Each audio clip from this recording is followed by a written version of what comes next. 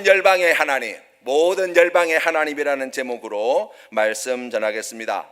여러분, 이제 내일 우리가 지금 이제 원더풀데이 전도 사역을 준비하고 있는데요. 아마 많은 분들이 이 귀한 사역에 함께 동참할 또 마음의 결심과 다짐을 가지고 계실 줄로 믿습니다. 제가 아는 집사님은 이번 원더풀데이 전도 사역을 위해서 지금 기도하면서 준비하고 있는 것이 우리 직장에서 함께 일하는 동료들 지금 벌써부터 작업에 들어가셨다고 이야기하시더라고요. 우리가 하나님께서 주시는 이 귀한 부르심에 충성하고 헌신하며 나아가려고 할 때 여러분, 우리 마음 가운데 그러한 귀한 열심, 우리의 귀한 헌신이 하나님께서 얼마나 그것을 귀하게 여기시는가를 우리가 다 지난주 말씀을 통해서 함께 나누었어요. 어느 분이 지난주 설교 말씀을 듣고 우리 부목사님께 찾아오셔서 그렇게 말씀하셨대요. 아니 목사님, 아니 어떻게 전도가 쓸데없는 거라고 그렇게 이야기할 수 있냐고. 제가 아무리 들어도 이렇게 제가 그렇게 생각을 해도 그렇게 말씀드린 적이 없는데, 그런데 마음 가운데 그런 생각이 들더라고요. 아하, 만약 그렇게 들었다면 전환자가 잘못 전한 것이구나. 만약 혹시 그런 걱정을 하고 계신 분이 계시다면 다시 한번 여러분께 말씀을 드리는데, 지난주 설교 말씀을 다시 한번 잘 들어봐 주시면 감사하겠어요. 그러려고 전한 말씀이 아니거든요. 우리 하나님께서 우리가 하는 것이 정말 작고 보잘것없는 일이라고 이야기할 수 있지만 그 일에 함께 하신다는 거예요. 그 일을 통해서 영혼을 구원하신다는 거예요. 그 일을 통해서 그 가정을 구원해 내신다는 거예요. 그렇기 때문에 우리가 하는 일은 결코 헛된 일이 되지 않는다는 거예요. 씨를 뿌리는 것과 물을 주는 것이 아무것도 아니지만, 그러나 하나님께서 그 가운데 함께 하실 때 자라게 하시고 열매 맺게 하시는 것이거든요. 우리가 그것을 믿고 전도하는 거예요. 우리가 그것을 믿고 함께 기도하는 거예요. 우리 원더풀데이 전도 사역을 통해서 우리 사랑하는 성도님들의 신앙의 삶의 자리에 이와 같은 놀라운 기적과 은혜를 경험하는 축복이 있으시기를 주님의 이름으로 축원합니다.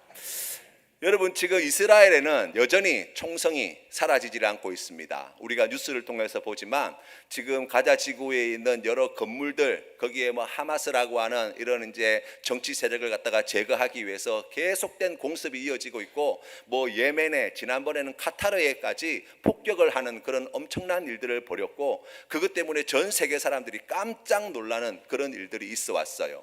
지금도 계속해서 가자 지구에는 총성이 사라지지 않고 수많은 사람들이 희생을 당하고 있고, 그 전쟁의 참상 속에서 정말 고통의 신음소리가 말을 할 수 없을 만큼 지옥의 문을 열어놓은 것 같은 그러한 참상의 현장을 보고하고 있어요. 왜 이런 일이 벌어지게 되었는가? 우리가 여러 가지를 이야기할 수 있습니다. 그런데 그 이스라엘 백성들이 가지고 있는, 이스라엘 사람들이 가지고 있는 신앙의 정체성을 이야기하지 않을 수 없어요.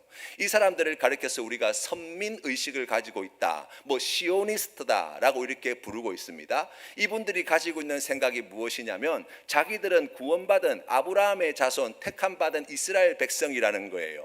그 외의 사람들은 다 이방인이라는 거예요. 하나님을 경외하지 않고 하나님을 예배하지 않고 하나님을 알지 못하는 이들은 지옥 불수시계로 들어갈 인생들이라는 거예요.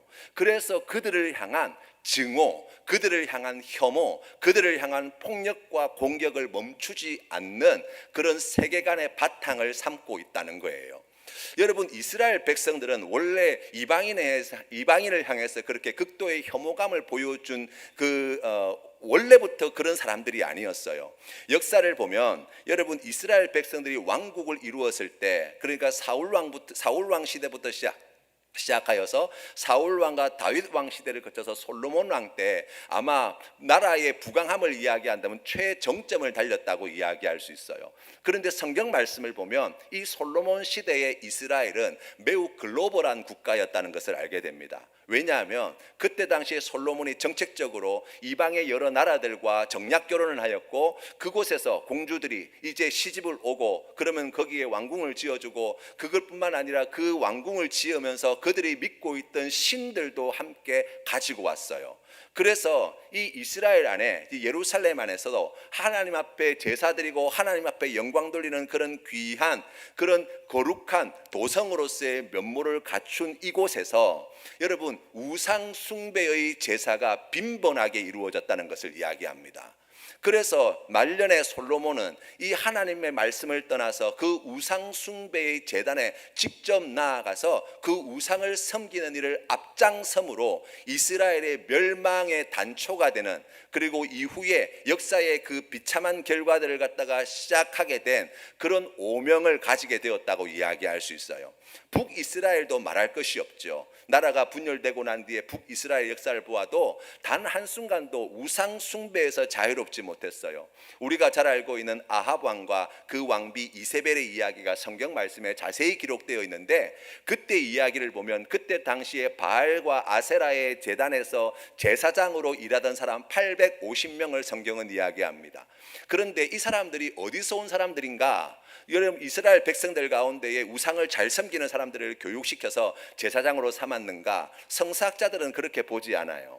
그러니까 시돈의 공주였던 이 이세벨이 이 북이스라엘에 시집 올 때에 그곳에 있던 북이스라엘 땅에서 이제 활동을 할 제사장들을 함께 데리고 왔다는 거예요.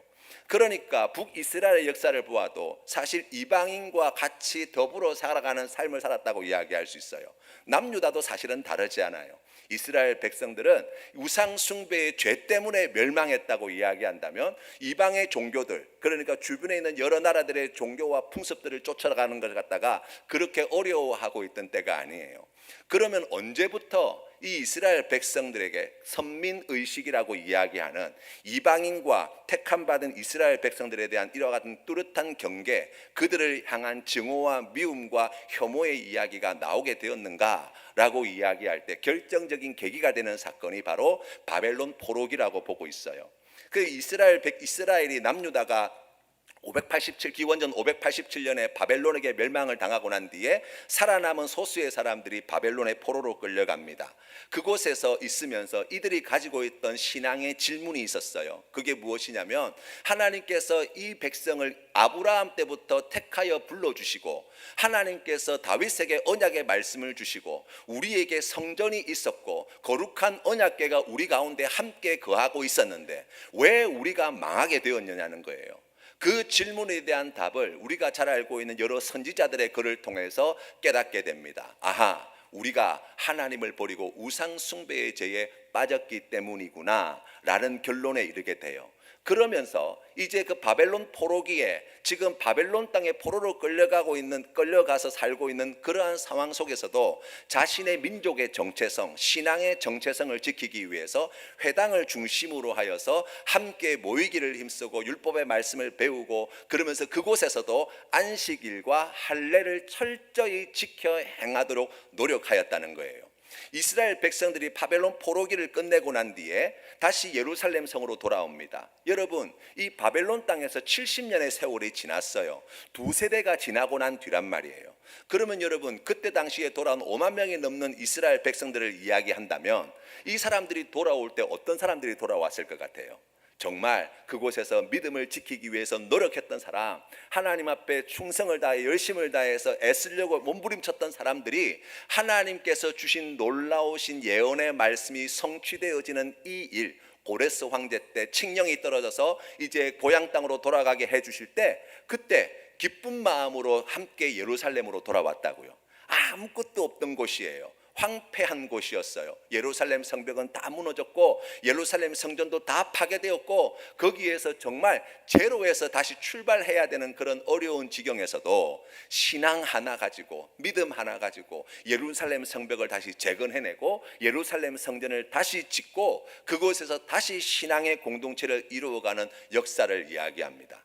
결정적으로 이스라엘 백성들의 신앙의 보수화를 가져오게 된 것은 이후에 페르시아 제국이 멸망하고 난 뒤에 헬라 제국이 들어서고, 헬라 제국이 나중에 분열하게 될 때 셀류코스라고 하는 나라가 이스라엘 백성들을 다스릴 때였어요. 이때 유명한 악한 황제 안티오코스라고 하는 황제가 있었는데, 이 사람은 이스라엘을 갖다가 헬라화 시키려고 결심을 한 사람이에요. 그러니까 안식일의 규정을 지키고 율법의 말씀을 지키는 자들을 사형에 처한다든지, 성전에다가 하나님 앞에 제사 드리기 위하여 어렵게 지어놓은 그 성전을 더럽힌다든지, 그 안에다 우상 숭배할 수 있도록 우상의 제단을 만들어 놓는다든지 하는 그런 끔찍한 일을 벌였거든요.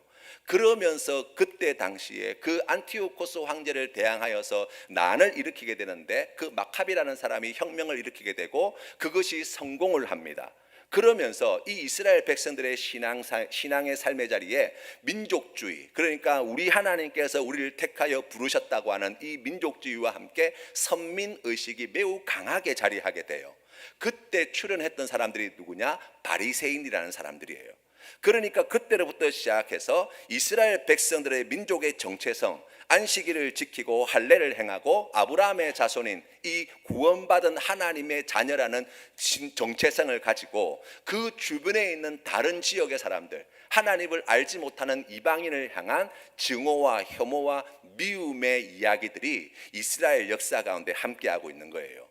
그래서 여러분, 예수님 당시 복음서의 말씀을 보면 바리새인이라든지 서기관과 같은 사람들은 여러분 이방인에 대한 극도의 혐오감을 여실없이 드러내지요. 뿐만 아니라 그때 당시 이스라엘 공동체 안에 있었던 하나님의 율법의 말씀을 신실하게 지키지 않는 이 세리라든지 창기와 같은 사람들, 사람 취급하지 않았어요. 이스라엘 백성들에게 있어서 그 순수성을 잃어버렸던 사마리아 사람들은 혐오와 증오의 대상이었고 상종조차 하지 않을 때였단 말이죠. 이제 그러한 신앙이 자리 잡게 되면서 이후에 이 오랜 세월 동안 이스라엘 민족의 정체성이 되었고, 그것이 지금까지 이어져 와서 지금 이스라엘 백성들 가운데, 이스라엘 나라에 1,000만 명의 인구가 살고 있는데 그 가운데 사실 많은 수는 이제 더 이상 유대교를 믿지 않는다고 이야기합니다만은, 중요한 정책이라든지 여러 가지 일들을 결정함에 있어서 이 신실한, 지금도 열심을 내고 있는 이 유대교의 철저한 사람들의 목소리가 반영되고 있고, 그것 때문에 지금 이런 안타까운 현실들을 우리가 보게 된다는 거예요. 여러분, 우리가 하나님 앞에 믿음으로 나아갈 때 깨닫게 되는 중요한 한 가지 사실이 있습니다. 그것은 무엇이냐면 하나님께서 우리를 죄인의 자리에서 불러 구원해 주셨다는 사실이에요. 우리가 날 때부터 구원받은 하나님의 자녀다움을 가지고 태어나는 것은 아니잖아요. 우리가 지나온 신앙 시간들을 돌아볼 때 하나님 앞에 열심을 내고 신앙에 열심을 내고 우리가 하나님을 믿는 귀한 믿음의 삶을 살아갈 때, 여러분, 우리가 가지고 있는 이 모든 일들, 그러니까 내가 하나님을 열심히 믿고 있습니다, 내가 하나님 앞에 충성하고 있습니다, 내가 하나님께 헌신하고 있습니다라고 하는 이와 같은 것들이 자칫 잘못되어지면 이렇게 바꾸어지는 거예요. 율법주의와 같이 말이죠. 나는 지키는데 왜 너는 지키지 않아? 나는 믿는데 왜 너는 안 믿어? 나는 이렇게 하는데 왜 너는 안 해? 안 하는 그 사람들을, 믿지 않는 그 사람들을, 행하지 않는 그 사람들에 대하여 우리가 미움과 증오와 혐오와 폭력을 마치 아무렇지도 않게 그렇게 해도 된다고 생각하는 오류에 빠질 수 있다고요. 예수님 당시의 서기관이나 바리새인들과 같이 말입니다. 여러분, 예수 그리스도를 주로 고백하는 사람들은 어떤 자리에 있는 자들입니까? 라고 이야기한다면, 여러분, 누구도 우리가 정죄할 만한, 누구도 우리가 비난하거나 우리가 증오하거나 우리가 혐오해야 할 만한 사람 없다고 이야기할 수 있어요. 왜 그렇습니까? 우리가 원래 그런 사람들이었거든요. 우리가 원래 그런 죄인이었거든요. 우리가 하나님의 크신 은혜를 입어서 지금 이곳에서 하나님을 찬양하고 예배하는 이 귀한 믿음의 자리에 서 있지만, 우리도 한때는 예수님이 없이 살아갔던 사람들이었거든요. 하나님을 모른 채 살아갔던 사람들이거든요. 오히려 예수 믿는 사람을 조롱하고 멸시하며 교회 간다는 사람들을 핍박하고 박해하는 일을 우리가 서슴없이 행했던 우리의 지난날의 과거가 있거든요. 그렇다고 한다면 여러분, 우리가 주님 앞에 나아갈 때 어떤 믿음으로 나아가야 할 것인가를 다시 생각하게 돼요. 이스라엘 백성들 가운데 하나님께서 택하여 부르신, 예수 그리스도께서 그 공생의 사역 가운데 택하여 부르신 사람들이 있어요. 그 사람들을 제자들이라고 부릅니다. 여러분, 이 제자들은 예수님과 3년 동안의 공생의 기간을 같이 했어요. 우리 예수님께서 십자가에 달려 죽으시고 부활하시고 성천하시고 난 뒤에 예수님께서 말씀하신 성령의 충만함을 받습니다. 바로 마가다락방 오순절 성령 강림 사건이에요. 그런데 그때에 이 120명의 성도들이 그 마가다락방에 함께 모여서 성령의 충만함을 받게 되는데, 성령 충만을 받았던 이 사람들이 나아가서 복음을 전할 때, 그때 당시만 해도 이 사람들이 가지고 있던 생각이 뭐였냐면, 하나님께서 이스라엘 백성들을 구원하셨다는 거예요. 이스라엘 백성들을 택하셨다는 거예요. 그래서 예수 그리스도의 복음을 전거한 첫 번째 타겟이 누구였느냐? 유대인들이었어요.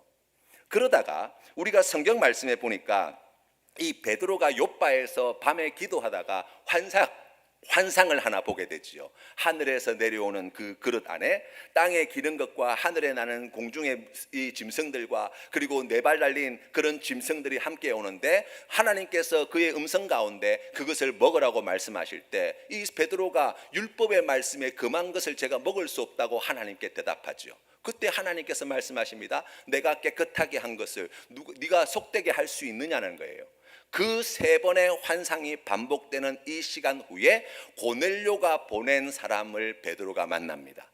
가서 고넬료에게 가서 하나님 나라의 복음을 전합니다. 그곳에 자신들이 받았던 동일한 성령이 그곳에 임하는 것을 경험하게 돼요. 그 사건을 통해서 제일 놀랐던 사람이 누구냐? 사도 베드로고 유대인들이었어요. 아니 어떻게 이방인에게, 아니 어떻게 하나님을 알지 못하는 이 백성들에게 우리와 똑같은 성령님이 임하실 수 있다는 말인가? 그래서 예루살렘에 모여있는 교회 지도자들이 함께 모여서 이방인의 선교를 결정하며 나아가 그 어려운 선택을 결정하게 된 결정적인 사건이 바로 이 고넬료에게 임한 성령 강림 사건이라고 이야기합니다. 여러분, 무엇을 이야기하기 위함이냐면, 여러분 이때 당시만 하더라도 예수님 앞에 그렇게 주님을 따르고 주님께서 주시는 성령을 충만함을 받았음에도 불구하고 이들이 본래 가지고 있던 세계가, 이스라엘 백성들은 아브라함의 자손, 구원받은 하나님의 백성, 이방인은 지옥 불수식이나 들어갈 그런 하나님으로부터 버림받은, 하나님을 대적하는 그런 이원론적인 사고를 가지고 있었다는 거예요.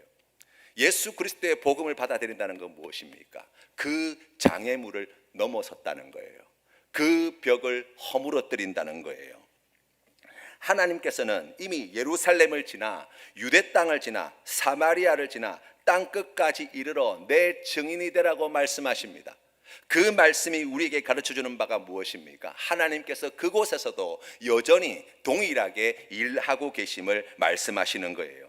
이스라엘 백성들이 그처럼 끔찍하게 생각하는 이방인들을 우리 하나님께서는 동일하게 사랑하여 주시고 지켜주시고 인도하여 주신다라고 말씀하고 계신 거예요. 여러분, 우리가 고백하는 하나님은 어떤 분이십니까? 무소부재하신 하나님 아니십니까? 안 계신 곳이 없는 곳, 안 계신 곳이 없으신 분이 하나님 아니시냐고요. 그러면 여러분, 우리가 하나님이 우리와 함께 하신다라고 고백한다면 우리가 또한 고백해야 되는 것은 무엇입니까? 하나님을 알지 못하는, 믿지 않는 저들과도 하나님이 동일하게 함께 하심을 믿으셔야 돼요. 우리를 위해서 신실하게 일하신 하나님께서 우리를 마침내 구원해 주셨다는 사실을 진리로 받아들인다면, 여러분, 지금 우리의 눈에 보기에 도저히 답이 없고 불가능해 보이는 저들을 위해서도 하나님이 신실하게 일하고 계시며 하나님께서 마침내 그 선하신 뜻을 말씀하신 대로 이루신다는 사실을 받아들여야 된다고요. 여러분, 그렇기 때문에 우리가 전도하는 거예요. 우리가 전도하는 이유는 한 가지입니다. 나와 함께 하시는 하나님께서 그들과도 함께 하고 계시다는 것을 받아들이기 때문이에요. 나를 위해서 이 놀라운 구원의 역사를 이루신 하나님께서 그들의 인생 가운데 함께하여 주실 때 그들을 통하여서도 하나님의 구원의 역사를 만들어내실 줄 믿기 때문이에요. 여러분, 우리가 이 믿음이 있기 때문에 우리가 원더풀데이 귀한 전도 사역을 감당할 때 하나님께 소망을 두고 하나님이 이루실 큰 구원을 기대하며 우리가 주님 앞에 헌신하며 나아가는 거예요. 예수 그리스도의 복음을 전하는 제일 좋은 방법이 무엇입니까? 라고 이야기한다면 사랑으로 우리가 전할 예수 그리스도의 복음을 나누는 거라고 이야기할 수 있어요. 복음을 전한다는 것은 우리에게 너무나 좋은, 너무나 유익한, 너무나 복된 것을 우리의 이웃들에게 나누는 일이라고 할 수 있습니다. 그러니까 사람을, 교회 밖에 교회 안 다니는 사람을 교회 다니는 이 자리로 끌고 오는 것이 전도가 아니라, 나한테 있는 이 좋은 것, 나한테 있는 이 귀한 것, 나에게 너무나 복이 되는 이것을 아직 가지고 있지 못한 저희에게 나누어 주고 싶은 마음으로 행하는 것, 이게 바로 전도예요. 그 방법은 사랑이지요. 그런데 여러분, 사랑은요, 사랑이 되기 위해서 반드시 필요한 조건이 있습니다. 그게 무엇이냐면 헌신이에요. 헌신이 없는 사랑은 사랑이라고 이야기하잖아요. 그러니까 우리가 누군가에게 좋은 것을 사랑으로 전해준다고 이야기할 때 거기에 반드시 무엇이 필요하다고요? 우리의 헌신이 필요하다고요. 우리가 전하는 것이 아무리 귀하고 아무리 가치 있고 아무리 의미 있다고 한들, 여러분, 그것을 귀한 줄 모르는 사람들이 그것을 귀한 것으로 알도록 만들어내는 방법이 뭐예요? 사랑하는 거예요. 사랑으로 하는 거예요. 거기에 덧붙여서 겸손함으로 행하는 거예요. 우리가 높은 마음으로가 아니라 더 귀한 것을 가지고 있는 우리가, 더 귀한 것을 주고자 하는 우리가 그들보다 더 낮은 것으로 내려가 그들을 더 높이 생각하고 더 귀하게 여기며 그들에게 좋은 것을 나누어 주는 이 한 가지만으로 기뻐하고 감사할 수 있는 자리에 서는 것, 바로 그것이 전도의 자리라고 이야기할 수 있습니다. 여러분, 우리가 전도할 때 염려되고 걱정되는 일이 많지요. 두려운 마음이 생겨요. 그런데 여러분, 하나님 앞에 우리가 믿음으로 나아갈 때 우리가 분명히 깨달아 알아야 되는 것이 하나 있어요. 그게 무엇이냐면, 모든 성공의 길, 모든 성장의 길, 그 길에 붙여진 이름이 있더라고요. 그게 뭐냐면 실패라는 거예요. 모든 성공에 이르는 길의 이름은 실패라는 이름을 가지고 있습니다. 모든 성장의 길에 붙는 이름도 실패라는 이름을 가지고 있어요. 우리가 사지가 멀쩡해서 두 발로 지금 걸어 다니는 이 일이 그저 되어지는 것이 아니라 수천 번 서는 것에 실패하고 실패한 결과 우리가 두 발로 걷고 뛰고 하는 거라고요. 우리가 살아가는 삶의 자리의 모든 자리가 다 마찬가지예요. 실패하지 않고 성공할 수 없습니다. 실패하지 않고 우리가 성장할 수 없어요. 그렇다면 여러분, 우리의 전도도 마찬가지지 않겠습니까? 우리가 이번 런닝크루 전도 사역을 통해서 5천 명에게 우리가 이 물을 함께 나누면서 우리 교회를, 또 예수 그리스도의 복음을 또 전도할 기회를 만들기 위해서 노력을 하고 있는데요, 여러분, 5천 분에게 전하기 위해서 몇 명이나 실패를 해야 될 것 같아요? 아마 그보다 더 많은 사람들을 실패해야 될 거예요. 그렇죠? 그럼에도 불구하고 우리가 결코 포기하지 않는 것, 천하보다 귀한 한 영혼을 하나님께서 부르시는 놀라운 구원의 역사를 이루어 내실 줄 믿는 믿음으로 우리가 헌신하며 나아가는 거예요. 이사야서 10장 5절 말씀에 이렇게 말씀합니다. 아수르 사람은 화 있을진저 그는 내 진노의 막대기요 그 손의 몽둥이는 내 분노라고 말씀하고 계세요. 무슨 말씀이냐면, 우리와 함께 하시는 하나님께서 이들과 하도 여전히 함께 하신다고 이야기할 때, 이때 당시 이사야 선지자가 이 말씀을 전할 당시의 상황을 생각해 본다면 사실 굉장히 어렵고 힘든 시기라고 이야기할 수 있습니다. 북쪽에서는 지금 아람과 북이스라엘이 동맹을 맺고 지금 이스라엘 갖다가 공격해 들어오고, 그 위에는 지금 아수르가 점점 더 큰 세력을 자랑하고 있는 그런 어려움 속에서 북이스라엘이 결국에는 아수르에게 멸망을 당하고 남유다도 거의 패망할 뻔한 큰 위기를 맞이하게 되거든요. 그런데 여러분 보세요. 이 아수르라고 하는 나라를 하나님께서 뭐라고 말씀하시는가 보니까, 내 진노의 막대기요 그 손의 몽둥이는 내 분노라고 말씀하십니다. 뿐만 아니라 이사야서 44장 28절 말씀에 보시면 하나님께서 이렇게 말씀하십니다. 고레스에 대하여는 이르기를 내 목자라 그가 나의 모든 기쁨을 성취하리라. 아멘. 여러분, 아수르 제국도 고레스 이 페르시아 제국도 이스라엘 백성들에게 넘사벽 나라예요. 자기의 힘으로 도저히 이겨낼 수 없는 나라였습니다. 그들의 손에 의해서 나라가 무참히 멸망당했습니다. 그런데 여러분, 성경이 우리에게 가르쳐주는 진실이 무엇입니까? 이들의 주인이, 이들을 다스리시는 분이, 이들을 주관하시는 분이 누구시라고요? 전능하신 하나님이시라는 거예요. 여러분, 우리가 이 믿음을 가지고 나아가야 돼요. 하나님께서 우리에게 은혜를 베풀어 주실 때, 예수 그리스도를 주로 고백하고 믿는 믿음의 자녀로 삼아 주실 때 하나님께서 어떠한 구원의 역사를 펼쳐 나가셨나, 우리 예수님께서 드셨던 잃어버린 한 마리 양의 비유의 이야기를 잘 압니다.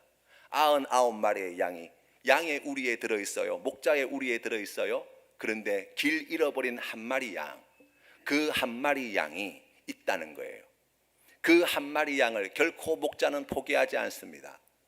자기 양을 찾고 또 찾고 또 찾아서 마침내 자기 우리의 그 99마리 양과 함께 그 잃어버린 한 마리 양을 반드시 찾아내시는 목자가 되신다고 말씀하십니다. 우리와 함께 하시는 하나님이 믿지 않는 그들을 어떻게 생각하고 계시고 그들의 인생 가운데 어떻게 함께 하고 계신가를 말씀하시는 이야기예요. 우리가 잘 알고 있는 탕자의 비유도 마찬가지 아닙니까? 아버지 집에 함께 있었던 큰아들 뿐만 아니라 아버지 싫다고 집 나간 그 둘째 아들을 결코 포기하지 않는 그 아버지 하나님의 마음 말입니다. 그를 향한 아버지 하나님의 그 사랑, 우리 하나님의 그 간절함이 바로 그 타국에서 돼지 쥐염 열매를 먹고 있던 그 아들의 마음 가운데 아버지 집을 생각나게 하고 그의 걸음을 아버지의 집으로 옮기게 하여 다시 잃어버렸던 아버지를 되찾는 놀라운 은혜의 이야기가 성경 말씀에 기록되어 있어요. 그렇죠. 우리 주님이 그 일을 행하실 거예요. 마태복음 5장 43절 말씀에 우리 예수님께서 이렇게 말씀하십니다.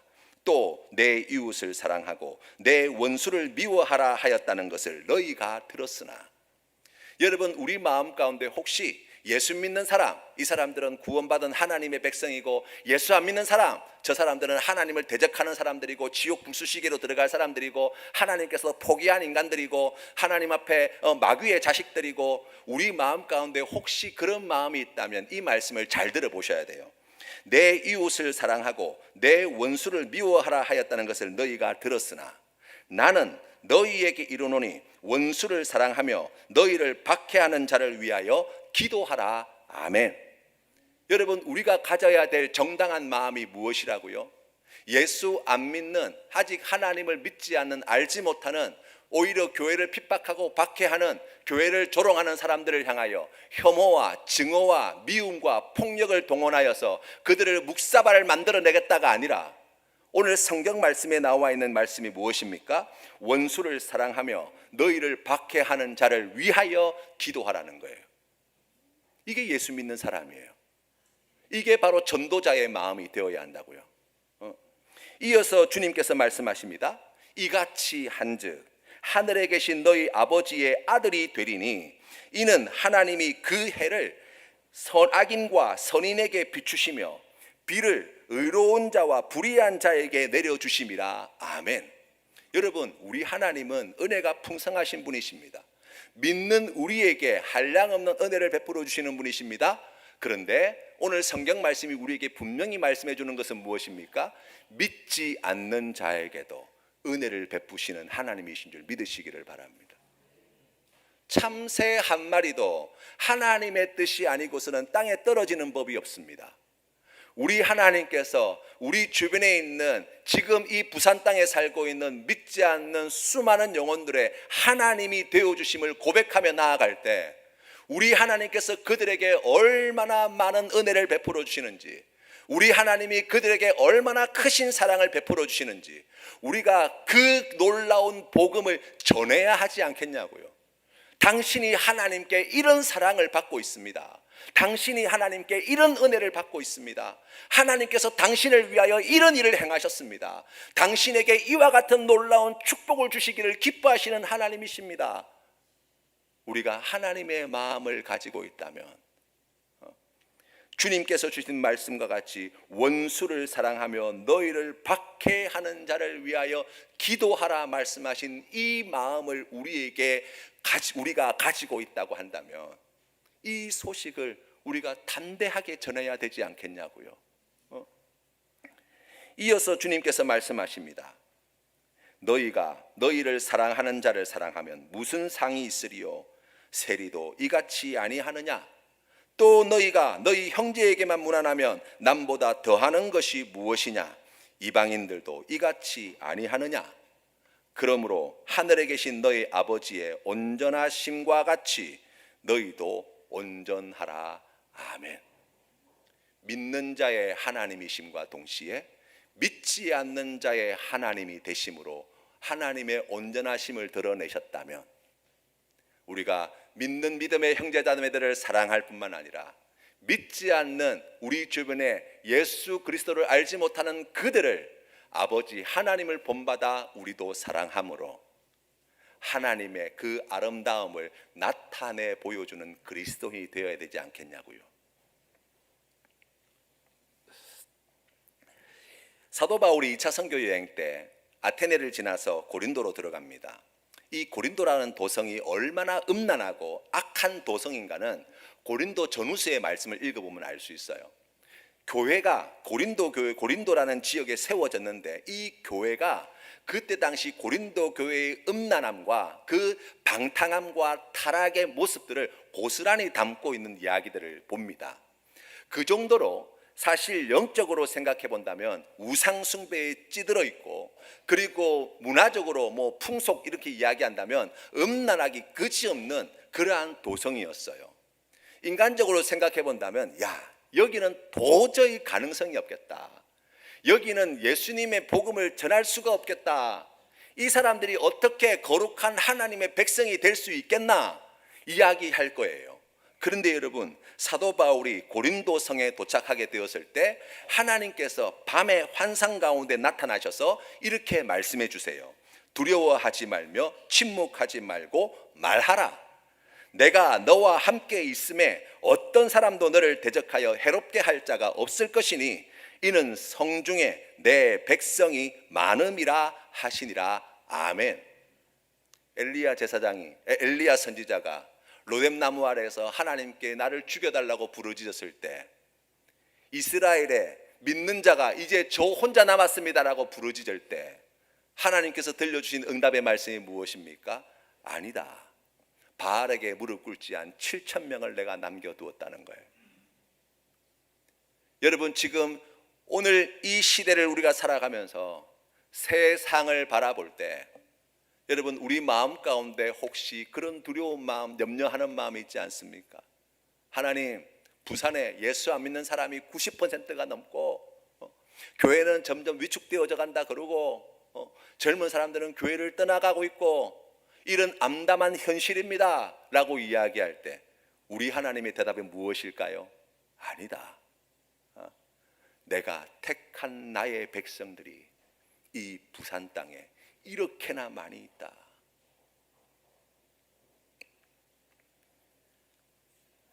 스가랴서 14장 16절 말씀에 예루살렘을 치러 왔던 열국종의 남은 자가 해마다 올라와서 그 왕 만군의 여호와께 숭배하며 초막절을 지킬 것이라.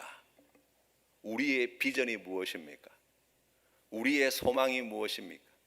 우리의 꿈이 무엇입니까?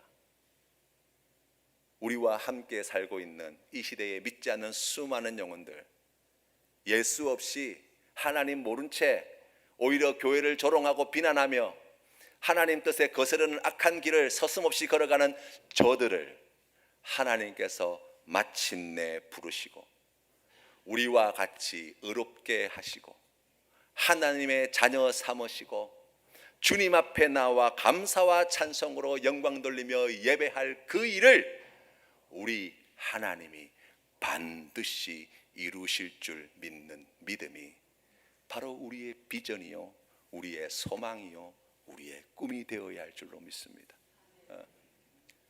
우리 이번 원더풀데이 전도축제 귀한 사역에 함께 해 주십시오. 이 일을 위하여 기도해 주십시오. 하나님께서 택하신 그 한 영혼도 저희들도 포기하지 않겠습니다. 끝까지 이 복음을 전하겠습니다. 내 주변에 우리의 이웃들, 하나님, 제가 결코 포기하지 않겠습니다. 하나님이 그들과 함께 하심을 제가 믿습니다. 그들의 가운데 일하고 계심을 제가 믿습니다. 반드시 그 일을 이루실 줄 제가 믿습니다. 그 믿음으로 사랑으로 섬기겠습니다. 귀한 좋은 것 주님 전하겠습니다. 때를 얻든지 못 얻든지 순종하며 나아가겠습니다. 주님 앞에 이 귀한 믿음으로 나아갈 때 우리 원더풀데이 귀한 사역을 통하여서 뿐만 아니라 우리 센텀 장로교회를 통하여 하나님께서 이 부산 땅에 택하신 바알에게 무릎 꿇지 않은 하나님의 백성들을 이곳으로 불러주시고 영광스러운 예배로 주님 앞에 함께 영광 돌리는 그 은혜를 이 교회 가운데 부어주실 줄로 믿습니다. 이 귀한 믿음의 고백을 가지고 우리 다 같이 자리에 일어나셔서 보라 너희는 두려워 말고